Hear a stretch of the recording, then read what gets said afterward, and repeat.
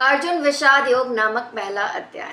पहले से लेकर 11वें श्लोक तक क्या दिया है, तो दोनों सेनाओं के प्रधान शूरवीरों की गणना और सामर्थ का कथन।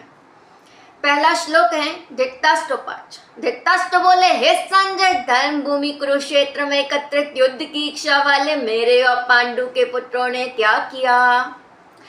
दूसरे श्लोक में संजय बोले, उस समय राजा दुर्योधन ने व्यूह रचना युक्त पांडवों की सेना को देखकर और गुरु द्रोणाचार्य के पास जाकर यह वचन कहा, हे आचार्य, आपके बुद्धिमान शिष्य द्रुपद पुत्र धृष्टद्युम्न के द्वारा व्यूहकार खड़ी की हुई पांडु पुत्रों की इस बड़ी भारी सेना को देखिए।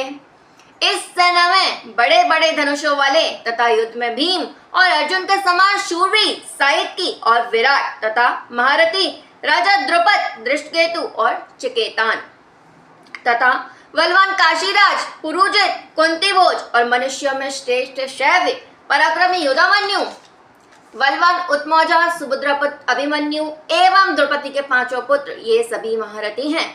हे ब्राह्मण श्रेष्ठ, अपने पक्ष में भी जो प्रधान है उनको आप समझ लीजिए। आपकी जानकारी के लिए मेरी सेना के जो सेनापति हैं उनको बतलाता हूँ। आप द्रोणाचार्य और पितामह भीष्म तथा कर्ण और संग्राम विजयी कृपाचार्य तथा वैसे ही अश्वत्थामा, विकर्ण और सोमदत्त का पुत्र भूरिश्रवा और भी मेरे लिए जीवन की आशा